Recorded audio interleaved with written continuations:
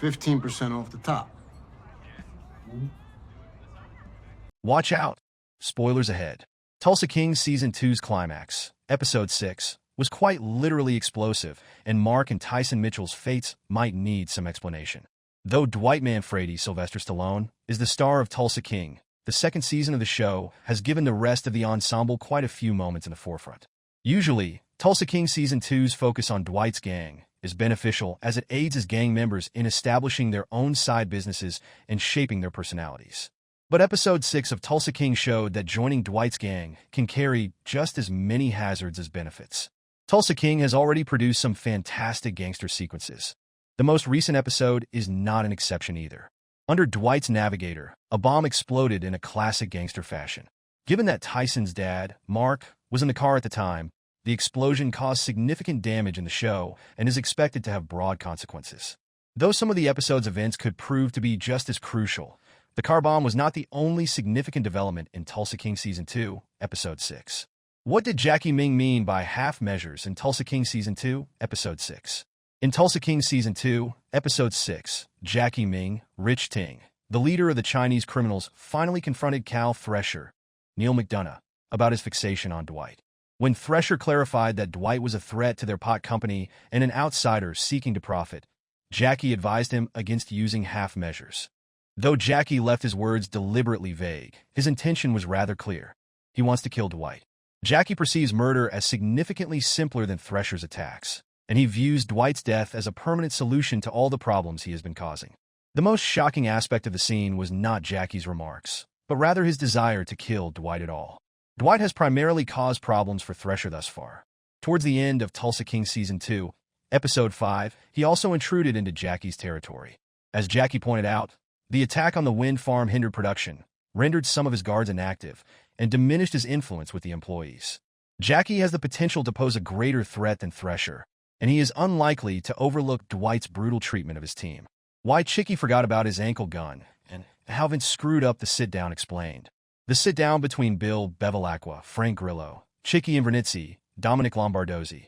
Chicky, though, missed the sit-down as he was stopped at the airport for carrying a gun in his ankle holster. Chicky's foolish mistake of forgetting the gun on his ankle appeared to be a result of his ongoing depression, which began after he killed Pete and Tulsa. Chicky kept slipping and making increasingly foolish mistakes, leading to his arrest at the airport. At the airport. Regrettably, the Invernizzi Mafia family continued to make mistakes. After Chicky's arrest, Vincent Piazza, decided to attend the sit-down alone. Almost totally ignoring Vince, Dwight and Bevilaqua came to terms with one another and cut New York out of their negotiations. Vince's deception primarily stemmed from his mistaken belief in his own competence. Without Chicky's assistance, Vince believed he could arrange a compromise that would benefit everyone. Bevilaqua and Dwight showed him just how misguided he was. The mistakes made by Chicky and Vince could significantly impact Tulsa King Season 2. Chicky's error did not exactly establish him as a genius, potentially further undermining his leadership over the gang. One could also interpret Vince's poor deal as proof of the Invernizzi family's vulnerability and susceptibility to attacks. Regardless of the outcome for the Invernizzi gang, Chicky and Vince may face personal consequences. Chicky is already unstable. Hence, Vince's error could be enough to persuade him to kill his capo. Will Bill Bevilaqua keep his deal with Dwight honored? At the sit-down, Dwight and Bill Bevilaqua were able to achieve an understanding. Yet, their agreement might not hold very long. In exchange for protection and distribution, Dwight volunteered to give Bill 15% of his earnings, as well as a strong discount on pot. Due to the drought affecting his marijuana farms, Bill consented, but later expressed dissatisfaction with the agreement. Bill informed one of his men he disliked trading Carl, the hitman he dispatched after Dwight, for a discount on marijuana. Then, Bill expressed his disapproval of the agreement and threatened to attack Dwight regardless. Bill is obviously grieving Carl's loss and might start looking for more than just money and marijuana from Dwight. Bill said he had to deal with Carl's widow and his own wife, both of whom are furious with him for sending Carl into danger. If Mark survived the explosion, how would this impact Tyson in Tulsa King Season 2? The last moments of Tulsa King Season 2, Episode 6, most definitely caught everyone off guard.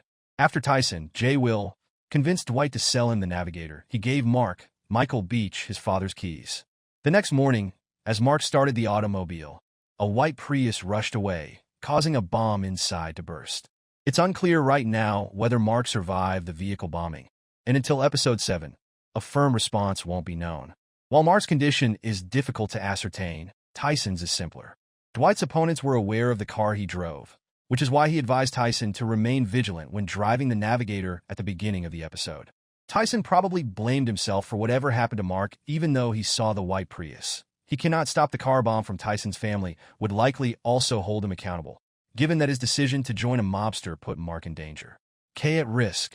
Tyson essentially faces two choices. Either he abandons the gangster lifestyle, or he chooses to intensify it. Tyson may decide to seek retribution following his earlier conversation with Dwight about returning Bevilaqua for the missed hit. Should Tyson seek retribution, he will have to identify the person in charge of the vehicle bomb. Given Dwight's numerous enemies, including Thresher, Bevilaqua, and now Ming, this task may be more challenging than expected. The fact that each of Dwight's rivals possesses evidence of their guilt will significantly complicate the hunt. Thresher has a protracted conflict with Dwight, and he might have found resonance in Jackie's comments on no half measures. Jackie might have, on the other hand, taken care of things himself. Ultimately, given his perspective on the agreement Dwight negotiated, Bevilaqua could have also been held accountable. The main focus of Tulsa King Season 2's Episode 7 is likely to be on identifying the person who detonated the car bomb. While Tyson will undoubtedly be the most eager, Dwight, concerned about Tyson and the bomb's intended death, will also seek answers. Once they identify the offender, Dwight and the rest of the gang will undoubtedly be on high alert. The way Tulsa King Season 2, Episode 6, sets up a lot of violence and maybe a very graphic climax to the struggle between Dwight, Cal Thresher, Jackie Ming, and Bill Bevilaqua.